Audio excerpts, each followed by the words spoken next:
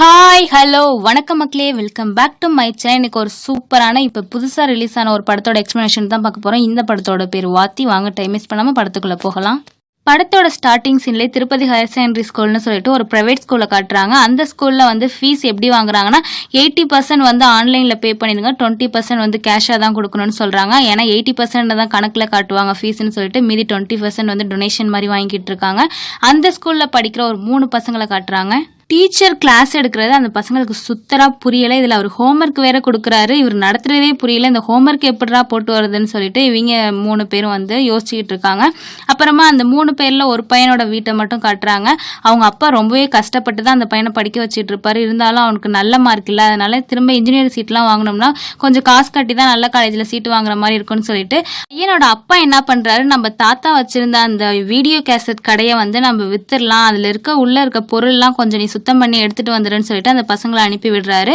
இவரும் அந்த பையனும் அவரோட 2 ஃப்ரெண்ட்ஸோட போய் அந்த வீடியோ கேசட் கடையை வந்து கிளீன் பண்ண பார்த்துக்கிட்டு இருக்கப்ப நிறைய சிடிஸ்லாம் கிடைக்குது. சில சிடிஸ்லாம் கொஞ்சம் பலான படம் மாதிரியான சிடிஸ்லாம் இருக்கு. அப்போ கபோர்ட்குள்ள பொட்டி ஒன்று மறைச்சி வச்சிருக்காரு. இதுக்குள்ளேயும் அந்த மாதிரி சிடி தான் இருக்குமோன்னு சொல்லிட்டு இந்த பசங்க ஆர்வத்தோட திறந்து பார்க்குறாங்க. நிறைய கேசட் இருக்கு. சரி, இந்த வீடியோவில் என்னதான் இருக்குன்னு சொல்லி போட்டு பார்த்துடலாமேன்னு சொல்லிட்டு 3 பசங்களும் உட்காந்து போட்டு பார்க்குறாங்க அதே கடையில். வீடியோ கேசட்ல ஒரு சார் வந்து கிளாஸ் எடுத்துக்கிட்டு இருக்காரு. மேக்ஸ் தான் எடுத்துக்கிட்டு இருக்காரு. என்னடா டீச் பண்ற மாதிரி இருக்கு இந்த வீடியோலன்னு சொல்லிட்டு ஓட்டி ஓட்டி பாக்குறாங்க. கடைசி வரைக்குமே அவர் டீச் பண்ணிட்டு தான் இருக்காரு. அப்பதான் சென்டர்ல இருக்க ஒரு பையன் நோட் பண்றான், இந்த சார் போடுற கணக்கு தாண்டா நம்மளுக்கு நேற்று ஹோம்ஒர்க்கா கொடுத்ததுன்னு சொல்லிட்டு உடனே என்ன பண்றான், இந்த பையன் அந்த வீடியோனால உன்னிப்பா கவனிச்சு ஹோம்ஒர்க்கையும் போட்டுறான். இந்த சார் சூப்பரா நடத்துறாரு, இவர்கிட்ட மட்டும் நம்ம டியூஷன் போனோம், நல்ல மார்க்லயே நம்ம பாஸ் ஆயிடலாம், நம்மளுக்கு நல்ல காலேஜ்லயே சீட் கிடைக்கும்னு சொல்லிட்டு வேற ஏதாவது அந்த பெர்டிகுலரோட அட்ரஸ் நேம் ஏதாவது இருக்கான்னு பாரு. 3 பசங்களும் ஏதாவது நேம் அட்ரஸ் ஏதாவது அதுல மார்க் பண்ணியிருக்காங்களான்னு சொல்லி பார்க்கலாமேன்னு தேடி பார்க்குறப்ப அந்த பெட்டிக்குள்ளே ஒரு எல்லோ கலரில் ஒரு கார்டு இருக்குது. அந்த கார்டில் குமாருங்கிற ஒரு நபரோட பேர் இருக்குது. ஒருவேளை இவராக தான் அந்த வாத்தியார் நேமாக இருக்குமோன்னு சொல்லிட்டு அந்த அட்ரஸில் தேடி போகிறாங்க. அங்கே ஊர் மக்கள்கிட்டையும் போய் கேட்டு பார்க்குறாங்க குமார் யாருன்னு சொல்கிறப்ப, குமார் இப்போ நீங்கள் நினைக்கிற மாதிரி இந்த ஊரில் இல்லைப்பா, அவர் இந்த வேறு ஊரில் கலெக்டராக இருக்காருன்னொன்னே, ஓ ஐஏஎஸ்ஸாக இருக்காரா அப்படின்னு சொல்லிட்டு இந்த 3 பசங்களும் ஆர்வமாக போய் பார்க்குறாங்க. ஆனால் அங்கே போய் பார்த்தா வீடியோ கேசட்டில் பார்த்த ஹீரோ இல்லை, வேறு ஃபேஸாக இருக்குது. என்னடா நம்ம வேற ஒருத்தர் தேடி வந்தால் இங்கே வேற ஒருத்தர் இருக்காங்களேன்னு சொல்லிட்டு அந்த பசங்க வந்து கிளம்பலாமேன்னு ட்ரை பண்ணுறப்ப ஐஏஎஸ் பார்த்துடுறாரு. தம்பி என்னங்கப்பா, நீங்கள் பாட்டுக்கு வந்தீங்க, என்ன உடனே கிளம்புறீங்கன்னு சொல்லி கூப்பிட்டு வச்சு பேச ஆரம்பிக்கிறாரு. அந்த 3 பசங்களில் ஒருத்தர் வந்து பேச ஆரம்பிக்கிறார். இது மாதிரி எங்கள் தாத்தா வந்து ஒரு வீடியோ கேசட் கடை வச்சிருந்தாரு, நாங்கள் அதை காலி பண்ணலாமேன்னு சொல்லி எல்லாத்தையும் எடுத்து வச்சுக்கிட்டு இருக்கப்போ இந்த கேசட்டை பார்த்தோம் சார், இந்த கேசட்டில் இருக்க சார் எங்கே இருப்பாங்கன்னு உங்களுக்கு தெரியுமான்னு கேட்குறப்ப அவர் அதை பார்த்தோன்னே ஒரு புன்முறுகளோட சிரிக்கிறாரு. அது மட்டும் இல்லாமல் அந்த கேசட்டில் நம்ம ஹீரோ தானே கிளாஸ் எடுத்துகிட்டு இருந்தார், ஹீரோவோட ஃபோட்டோவே அவரோட ஐஏஎஸ் ஆஃபீஸில் மாட்டி வச்சிருக்காரு. ஸோ இப்போ ஹீரோவை பற்றின ஃப்ளாஷ்பேக்கை இந்த 3 பசங்களுக்கும் இந்த ஐஏஎஸ் சொல்ல போகிறாரு. அவரோட சேர்ந்து நம்மளும் ஃப்ளாஷ்பேக் உள்ள போகலாம். ஒரு சில ஆண்டுகளுக்கு முன்னாடி வந்து தனியார் பள்ளிகளோட ஆதிக்கம் வந்து அதிகமாகிக்கிட்டே போயிருந்துச்சு. நிறைய பேர் வந்து கவர்மெண்ட் ஸ்கூலில் அவங்களோட பசங்களை சேர்க்காம ப்ரைவேட் ஸ்கூலில் சேர்த்துக்கிட்டு இருந்தாங்க. இதுக்கான காரணம் வந்து கவர்மெண்ட் ஸ்கூலை விட ப்ரைவேட் ஸ்கூலில் கொஞ்சம் நல்ல எஜுகேஷனாக இருக்குன்னு சொல்லிட்டு தான் இந்த மாதிரி ஆகிட்டு இருந்தாங்க. இதனால என்ன ஆனிச்சு, கவர்மெண்ட் ஸ்கூலில் நிறையா பசங்க வராதனால ஸ்கூலே நிறைய ஸ்கூலை இழுத்து மூடிட்டாங்க. அப்படியே சீனை கட் பண்ணால் சமுத்திரக்கனியை காட்டுறாங்க. சமுத்திரக்கனி ப்ரைவேட் ஸ்கூலோட அசோசியேட்டட் மெம்பராக இருக்காரு. ஸோ இப்போ அந்த ப்ரைவேட் ஸ்கூலோட பிரின்சிபல்ஸ் செக்ரட்டரிஸ் எல்லாத்தையும் கூப்பிட்டு என்ன பேசிக்கிட்டு இருக்காருன்னா, இப்போ வந்து கவர்மெண்ட் ஸ்கூலில் யாருமே வந்து சேரதில்லை, எல்லா கவர்மெண்ட் ஸ்கூலும் மூடி கிடக்கு. இதே மாதிரி போணுச்சுன்னா கவர்மெண்ட் வந்து வேறு ஏதாவது ஆக்ஷன் எடுத்து ப்ரைவேட் ஸ்கூல்லாம் கவர்மெண்ட் ஸ்கூலாக மாற்றக்கூடிய சான்ஸ் இருக்குது. நம்ம அதுக்கு மட்டும் இடம் விட்டுறவே கூடாது. அதுக்காக நம்ம என்ன பண்ணலாம், நம்ம ஸ்கூல் அதாவது ப்ரைவேட் ஸ்கூலில் இருக்க பெஸ்ட் டீச்சர்ஸை வந்து கவர்மெண்ட் ஸ்கூலுக்கு அனுப்பி அங்கேயும் டீச் பண்ண வைக்கலாம். ஸோ நம்ம கவர்மெண்ட்டுக்கு சாதகமாக பண்ணுற மாதிரி பண்ணி அதுக்கப்புறம் நம்ம ஸ்கூலோட லெவலையும் மேலே ஏற்றிக்கலாம்னு சொல்லிட்டு ஒரு பிளான் பண்ணுறாரு. அதுக்கு மற்ற மெம்பர்ஸ்லாம் என்ன சொல்கிறாங்கன்னா, நீங்கள் பெஸ்ட் டீச்சர்ஸை வந்து கவர்மெண்ட் ஸ்கூலுக்கு அனுப்பிட்டீங்கன்னா அப்போ நம்ம ஸ்கூலோட தரம் வந்து குறைஞ்சிடாதான்னு கேட்குறப்ப, அப்படிலாம் கிடையாது, நம்ம அப்படி நம்ப வச்சு 3rd கிரேட் டீச்சர்ஸ் அனுப்புவோம், அதாவது டீச்சர் ட்ரைனிங்லாம் இருப்பாங்க இல்லையா, அந்த மாதிரியான ஆட்களை அனுப்புவோன்னு சொல்லி சமுத்திரக்கனி முடிவெடுக்கிறாரு. அந்த கூட்டத்தில் ஒருத்தராக தான் நம்ம ஹீரோ இருக்காரு.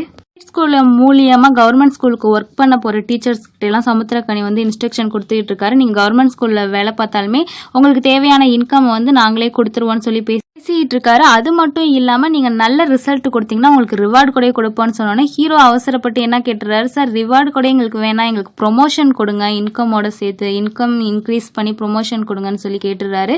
ஃபர்ஸ்ட்டு நீ முதல்ல நல்ல ரிசல்ட்டை கொடுப்பா, அதுக்கப்புறம் நாங்கள் கொடுக்குறோன்னு சொல்லிட்டு சமுத்திரக்கனி அங்கேருந்து போயிடுறாரு. சமுத்திரக்கனிட்ட ஒரு மெம்பர் வந்து, என்ன சார் நீங்கள் பாட்டுக்கு இன்க்ரிமெண்ட் தரேன் அது தரேன்னு சொல்லிடுறீங்க, அவன் 100% ரிசல்ட் கொடுத்துட்டானா என்ன சார் பண்ணுறதுங்கிறப்ப சமுத்திரக்கனி நம்மளுக்கு கொடுக்க வேணான்னு மனசு இருந்துச்சுன்னா கஷ்டமான டாஸ்க்கு கொடுக்கணும், அவனால் 100% ரிசல்ட்லாம் கண்டிப்பாக கொண்டு வர முடியாதுன்னு சொல்லிட்டு போகிறாரு.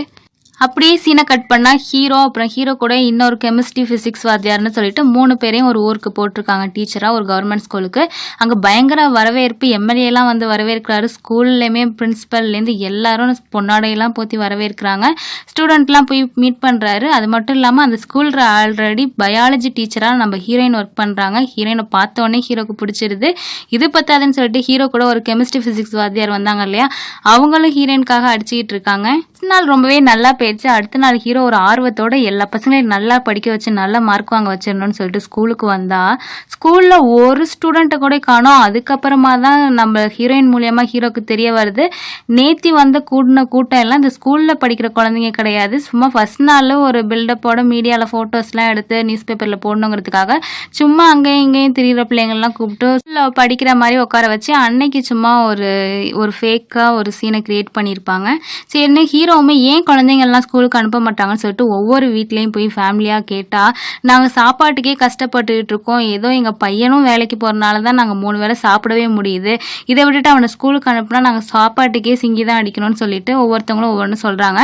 சரி ஹீரோ என்ன பண்ணுறாரு, எம்எல்ஏ கிட்டே போய் டைரெக்டாக பேசுவோன்னு சொல்லிட்டு எனக்கு ஒரு மீட்டிங் மாதிரி அரேஞ்ச் பண்ணி கொடுங்க, ஊர் மக்கள்கிட்ட பேசணும்னு சொல்லவும் எம்எல்ஏவோ கண்டிப்பாக பண்ணுறப்பா, அதுவும் நீ வந்து என்னோட மச்சான் ரெக்கமெண்டேஷனில் வந்தவன் அப்படின்னு சொல்கிறாரு. அப்போ தாங்க நமக்கே தெரியுது இந்த எம்எல்ஏக்கு சமுத்திரக்கனி ரிலேட்டிவ்னு. கூட்டம்லாம் கூடிடுது. ஹீரோவுமே பேச ஆரம்பிக்கிறாரு. இப்போ கூட்டம் எம்எல்ஏ சார் சொன்ன உடனே எல்லாருமே இவ்வளோ ஆர்வமாக வந்து கூடியிருக்கீங்களே, ஏன் ஸ்கூலுக்கு டெய்லியும் வர மாட்டீங்கன்னு சொல்லிட்டு படிப்பை பற்றின அறிவுரையெல்லாம் கொடுத்துக்கிட்டு இருக்காரு. அப்போ எம்எல்ஏவோ நான் ஒரு எக்ஸாம்பிள் சொல்கிறேன் சார்னு சொல்லிட்டு பக்கத்தில் இருக்க ஒரு போலீஸ் ஆஃபீஸரை பார்த்து, இவர் இந்த சார் இருக்காரே இவர் ஒரு நாளைக்கு 3000 தான் சம்பாதிக்கிறாரு, இதான் அங்கே இருக்கானே ஆறுமுகம், அவர் வந்து டாஸ்மார்க்கில் வேலை பார்க்குறான், ஒரு நாளைக்கு 5000 ரூபா சம்பாதிக்கிறான். இப்போ நீங்களே பார்த்தீங்கன்னா அதிகம் படித்தவர் கம்மி சம்பளம் தான் வாங்குறாரு, படிக்காதவர் எவ்வளோ சம்பளம் வாங்குறாருன்னு சொல்லி நம்ம எம்எல்ஏவே பேசிட்டு இருக்காரு. இதை கேட்ட ஹீரோ பயங்கரமாக கோவப்படுறாரு. ஹீரோ அப்போதான் அப்துல் கலாம் கதையும் சொல்றாரு. அது மட்டும் இல்லாமல் இப்போ எம்எல்ஏ சார் சொன்ன எக்ஸாம்பிளே பார்த்துக்கங்க, இந்த போலீஸ் ஆஃபீஸரை நம்ம எம்எல்ஏ சார் மரியாதையாக சார்னு சொன்னார். இதே படிக்காத முனியாண்டி அதிகமாக சம்பளம் வாங்கினாலும் டே முனியாண்டின்னு தானே சொன்னார். ஸோ படிப்பு தாங்க எப்போதுமே மரியாதையை கொடுக்கும்னு சொல்லி பேசுவோம். அங்கே இருக்க பசங்க எல்லாருமே கை தட்டுறாங்க. சரி கையெல்லாம் தட்டிட்டாங்களே, அடுத்த நாள் எல்லாரும் ஸ்கூலுக்கு வருவாங்கன்னு சொல்லிட்டு ஹீரோ அவளோட ஸ்கூலில் வெயிட் பண்ணுறாரு. ஆனால் அங்கே இருக்கவங்க யாருக்குமே நம்பிக்கை இல்லை. ஏதோ ஒரு நாள் ஸ்பீச் கொடுத்து கை தட்டிட்டாங்கன்னா வந்துடுவாங்களான்னு சொல்லிட்டு ஒரு நம்பிக்கையே இல்லாமல் தான் இருக்காங்க. ஆனால் ஹீரோ மட்டும் தான் நம்புறாரு எல்லாம் வருவாங்கன்னு சொல்லிட்டு. ஹீரோ நம்பின மாதிரி எல்லா பசங்களும் ஸ்கூலுக்கு வராங்க. அவங்களோட பேரண்ட்ஸே நீங்கள் போங்கப்பான்னு சொல்லி வராத பிள்ளைங்களே அடிச்சு அனுப்பி விடுறாங்க. ஹீரோமே சூப்பராக கிளாஸ்லாம் சொல்லி கொடுத்துட்டு இருக்காரு. ஹீரோ கூட ஒரு ஃபிசிக்ஸ் கெமிஸ்ட்ரி வாத்தியார்ஸும் வந்திருப்பாங்க இல்லையா, அதில் ஒருத்தர் வந்து ஹீரோயினுக்கு ப்ரொப்போஸ் பண்ணுறேன்னு சொல்லி ஹீரோயின் அவங்க அம்மா கிட்ட கம்ப்ளைண்ட் பண்ணி அவரை அடித்து அவருக்கு திடீர்னு டைஃபாய்டு வந்து அவர் பயந்துக்கிட்டு இந்த ஊரை விட்டே காலி பண்ணிட்டாரு. இன்னொருத்தரும் அதே மாதிரி எதுக்கு தேவையில்லாத பிரச்சனைன்னு சொல்லிட்டு நம்மளையும் ஹீரோயின் அவங்க அம்மா கிட்ட மாட்டி விட்டுற போகிறாங்கன்னு சொல்லிட்டு அவரும் ஊரை விட்டு காலி பண்ணிடுறாரு. ஸோ இப்போ ஹீரோ மேக்ஸ் டீச்சர், இப்போ பயாலஜிக்கும் கெமிஸ்ட்ரிக்கும் டீச்சர் இல்லாதனால அதையும் இவரே சேர்த்து நடத்தலான்னு சொல்லிட்டு முடிவெடுக்கிறாரு. ஸோ இவர் 3 சப்ஜெக்ட் எடுக்கணுங்கிறனால 2 கிளாஸ்க்கும் போய் எடுக்க முடியாது. அதனால ஏ செக்ஷனை கூப்பிட்டு பி செக்ஷனோட மிங்கிள் பண்ணி உட்கார வச்சு நான் ஒரு காமனாக எடுக்கிறேன்னு சொல்கிறாங்க. ஆனால் பி செக்ஷனில் இருக்கவங்க யாரும் ஏ செக்ஷனோட பிள்ளைங்களோட கலந்து உட்கார மாட்டாங்க. என்ன காரணம்னு கேட்டால் அவங்க வேற ஆளுங்க, நாங்கள் வேற ஆளுங்கன்னு சொல்லிட்டு குழந்தைங்களே இது மாதிரி பிரித்து பார்த்து நின்றுட்டு இருக்காங்க. இதை பார்த்து ஹீரோக்கு ஒன்றுமே புரியலை. அப்புறம் ஒரு முக்கியமான ஆளை பற்றி சொல்ல மறந்துட்டேன். அவர் பேர் குமார். ஸோ அவருக்கு அம்மா அப்பா கிடையாது. ஏதோ கடன் தொல்லையால் அவரோட அம்மா அப்பா வந்து மருந்து குடிச்சு இறந்து போயிருப்பாங்க. இந்த பையன் தான் அந்த குமார். இவன் நம்பவே நல்லா படிப்பான். அம்மா அப்பா இறந்ததுக்கப்புறம் குடிச்சு வீணாக போயிட்டான். நம்ம ஹீரோ தான் இவனை திருத்தி ஸ்கூலுக்கு வாடான்னு சொல்லிட்டு படிக்க வச்சுக்கிட்டு இருக்காரு. இந்த பையன் வந்து கொஞ்சம் நல்லாவே பிரில்லியண்டான பையன். எங்கள் கிளாஸில் இருக்க எல்லாருக்குமே இவன் தான் அசைன்மெண்ட் பண்ணி தருவான். அப்படியே சீனை கட் பண்ணி இப்போ அந்த பிரச்சனைக்கு வருவோம். ஸோ பசங்க எல்லாமே ஜாதி வேறுபாடு பார்த்து ஒருத்தவங்க உட்காராமையும் ஒருத்தவங்க நின்று இருக்காங்க. இதை பார்த்து ஹீரோவோ நின்றுகிட்டு இருக்க குரூப்லாம் நீங்கள் போய் வெளில வெயிட் பண்ணுங்கன்னு சொல்கிறாங்க. உள்ளே இருக்க குரூப்புக்கு வந்து ஸ்பீடுங்கிற ஒரு டாப்பிக்கில் கிளாஸ் எடுக்கிறாரு. இப்போ ஸ்பீடுங்கிற டாப்பிக்கை கவனிச்ச ஸ்டூடெண்ட்ஸ் எல்லாருமே வெளில போக சொல்லிட்டு வெளில இருந்தவங்கள உள்ளே கூப்பிட்டு வெலாசிட்டியோட கிளாஸ் வந்து எடுத்துக்கிட்டு இருக்காரு. அதுக்கப்புறம் 2 குரூப்பையுமே உள்ளே கூப்பிட்டு நான் இன்னைக்கு 2 டாபிக் எடுத்தேன், ஒன்று ஸ்பீடு ஒன்று வெலாசிட்டி, நாளைக்கு 2மே டெஸ்ட்டு எல்லாருமே எழுதணும்னு சொன்னோன்னா பசங்கள்லாம் சரி எங்களுக்கு வெலாசிட்டி நடத்தல எங்களுக்கு ஸ்பீடு நடத்தல நாங்கள் எப்படி எழுத முடியுங்கிறப்ப அதெல்லாம் எனக்கு தெரியாது, நான் 2 டாபிக் நடத்தினேன், 2 எழுதணுங்கிறாங்க. அப்புறமா தான் ஹீரோ இன்னொன்று சொல்கிறாரு, நான் என்ன ஜாதின்னு உங்கள் யாருக்குமே தெரியாது, ஆனால் என்கிட்ட நீங்கள் நல்லா தான் பழகுறீங்க, ஏன்னா என் மூலியமாக உங்களுக்கு தேவை இருக்குது, நான் உங்களுக்கு சொல்லி தந்தால் தான் நீங்கள் படிக்க முடியும்.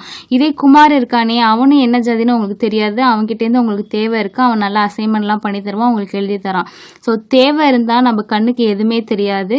நீங்கள் வந்து உங்களுக்கு கற்றுக்கணுன்னு ஆர்வம் இருந்துச்சுன்னா நான் வெலாசிட்டி நடத்தின குரூப் பிள்ளைங்கள்ட்ட நீங்கள் பேசி அவங்கக்கிட்டேருந்து கற்றுக்கங்க அப்படின்னு சொல்லவும், அதுக்கப்புறமா 2 கிளாஸ்மே மிங்கிள் ஆகி ஒருத்தருக்கு ஒருத்தர் சொல்லி கொடுத்துக்கிறாங்க. ஹீரோ இந்த மாதிரி பண்ணுறதை பார்த்து ஹீரோயினுக்குமே ரொம்ப சந்தோஷம், ஹீரோவை பிடிக்க ஆரம்பிச்சிருது ஹீரோயினுக்குமே. ஹீரோவும் ஹீரோயினும் அதுக்கப்புறம் லவ் பண்ணவும் ஆரம்பிச்சிடுறாங்க. அதுக்கப்புறம் அப்படியே நாட்கள் போகுது, எக்ஸாம் டேட்டும் வந்துடுது. பசங்க எல்லாம் எக்ஸாம் எழுதி அந்த ஸ்கூலில் இருக்க மொத்த பசங்களும் ஃபஸ்ட் கிளாஸில் பாஸ் ஆகிருக்காங்க. அதுக்கப்புறம் இதை ஒரு பெரிய ஒரு திருவிழா மாதிரியே கொண்டாடுறாங்க. அதுக்கு சீஃப் கெஸ்ட்டாக சமுத்திரக்கனி வந்திருக்காரு. சமுத்திரக்கனிகிட்ட சார் நீங்கள் சொன்ன மாதிரியே 100% ரிசல்ட் கொடுத்துட்டேன்னு சொல்கிறப்ப சமுத்திரக்கனிக்கு பயங்கர கோவம். யாருக்கிட்ட நீ 100% கொடுத்து இப்போ கவர்மெண்ட் ஸ்கூலோட தரம் அதிகமாகிடுச்சுன்னு சொல்லிட்டு எல்லாரும் இங்கே கொண்டு வந்து சேர்த்துருவாங்கடா. என் ஸ்கூலோட பர்சன்டேஜ் எவ்வளோ தெரியுமா, பாஸ் பர்சன்டேஜ் 75 தான்டா, நீ யாரை கேட்டு இது மாதிரி பண்ணேன்னு சொல்லிட்டு ஒரு மாதிரி ஹீரோ கிட்ட வேற மாதிரி பேச ஆரம்பிக்கிறாரு. ஹீரோக்குமே புரியல, என்ன சார் இப்படிலாம் பேசுறீங்கன்னு சொல்றப்ப உடனே சமுத்திரக்கனி, சாரிப்பா எல்லாம் மன்னிச்சிரு, நீ உண்மையிலே சூப்பரான டீச்சர், நான் உனக்கு மந்த்லி 1 lakh சேலரி தரேன், என் ஸ்கூலில் பர்மனன்ட் டீச்சராக நீ வேலை பாரு, நீ ரொம்பவே டேலண்டடான ஆள் அப்படின்னு சொல்லி பேசிகிட்டு இருக்காரு.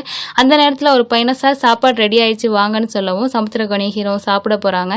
சமுத்திரக்கனி தனியாக உட்காந்து சாப்பிட்டுட்டு இருக்கப்ப ஹீரோ என்ன சொல்கிறாரு, எனக்கு காசு முக்கியம் இல்லை, இந்த பசங்களோட எதிர்காலம் தான் முக்கியம், நீங்கள் கொடுத்த ஆஃபர் எனக்கு வேணான்னு சொல்லிடுறாரு.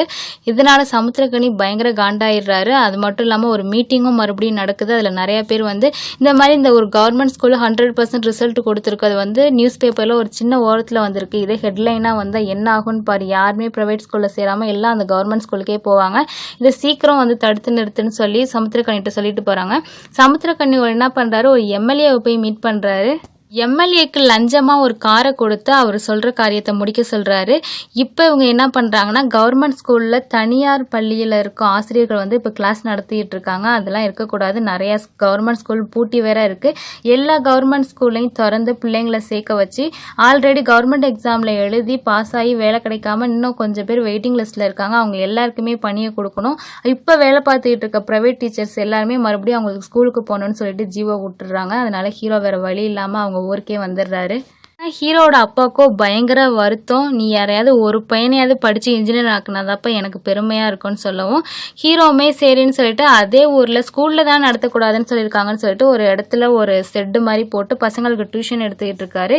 இதை எப்படியோ சமுத்திரக்கனி மோப்பம் பிடிச்சிட்டு, சமுத்திரக்கனியோட ஆள் தான் அங்கே எம்எல்ஏ ரிலேட்டிவ் ஒருத்தர் இருக்கார் இல்லையா ஹீரோ வேலை பார்க்குற ஸ்கூலில், ஸோ அவர்கிட்ட இன்ஃபார்ம் பண்ணி அந்த செட்டெல்லாம் பிரித்து அடித்து அவனை அடித்து ஊரை விட்டே துரத்துங்கன்னு சொல்லவும், அந்த எம்எல்ஏவும் சமுத்திரக்கனி பேச்சை கேட்டு ஹீரோ பயங்கரமாக அடிச்சுமே இந்த ஊருக்குள்ளே வரக்கூடாதுன்னு சொல்லி பஸ் ஏற்றி விட்டுடுறாங்க. ஹீரோவை இன்னும் கொஞ்சம் அடிச்சிருந்தா இறந்துருப்பாருங்க, அந்த அளவுக்கு அடிச்சு ஊருக்கு அனுப்பிட்டு இருக்காங்க. ஹீரோக்கு இந்த மாதிரி பிரச்சனை நடக்கிறப்பெல்லாம் ஹீரோயின் இந்த ஊர்ல இருந்திருக்க மாட்டாங்க, வெளியூர் போயிட்டு இப்பதான் வந்திருப்பாங்க. ஊர் மக்கள் மூலியமா ஹீரோக்கு நடந்தது தெரிஞ்சுக்கிட்டு உடனே ஹீரோக்கு ஃபோன் அடிச்சு பேசுறாங்க. நீங்க கண்டிப்பா இங்க வரணும், உங்க குழந்தைங்களுக்கு ஹெல்ப் பண்ணணும் கேட்கிறப்ப, இவ்வளவு நடந்ததுக்கு அப்புறம் நான் எப்படி அந்த ஊருக்கு வருதுன்னு சொல்லிட்டு ஹீரோ வரமாட்டாரு. அவர் இருக்க ஊர்லயே பசங்களுக்கு சும்மா வீட்லயே ஹோம் டியூஷன் நடத்திட்டு இருப்பாரு. ஹீரோயின் என்ன பண்றாங்க, பெட்டி பிடிக்கையெல்லாம் கட்டிட்டு ஹீரோவை பாக்குறதுக்காக வீட்டுக்கே வந்துடுறாங்க. ஹீரோவோட அம்மாவை ஹீரோ கிட்ட யாரா இந்த பொண்ணுன்னு கேட்குறப்ப ஹீரோயின் சொல்றாங்க, உங்க பையன் என்னை கல்யாணம் பண்ணிக்கிறேன்னு சொல்லிட்டு ஏமாத்திட்டு விட்டுட்டு வந்துட்டான்னு சொல்லவும், ஹீரோவோட அம்மாவோ என்னடா இவ்வளோ லட்சணமா இருக்க பொண்ணை போய் வேணான்னு சொல்லிட்டேடான்னு சொல்லி பேசிட்டு இருக்காங்க. அதுக்கப்புறம் என்ன 2 பேருக்கும் ஜாதக பொருத்தம்லாம் பார்த்து அடுத்து கல்யாணம் பண்ணலாங்கிற நிலைமையில இருக்காங்க. அதே ஊர்ல வந்து ஹீரோக்கு தெரிஞ்ச ஒரு சொந்தக்காரர் இருப்பாரு, அவர் நம்ம ஹீரோட வாத்தியார்னு நினைக்கிறேன். ஹீரோவும் ஹீரோயினும் யதார்த்தமா பேசிக்கிட்டே நடந்துட்டு போறப்ப ரோட்ல ஒரு பையன் வந்து படிக்கிற வயசுல வந்து பிளாஸ்டிக் பேப்பர்லாம் பொறுக்கிட்டு இருப்பான். அந்த பையனை பார்த்து ஹீரோ அவரோட வாத்தியாரான தாகூர் கிட்ட கொண்டு போய் விடுறாரு. தாகூர் சார் வந்து அவர் ஃப்ரீயாகவே நிறைய குழந்தைங்களுக்கு எஜுகேஷன் சொல்லி கொடுத்துட்டு இருக்காரு.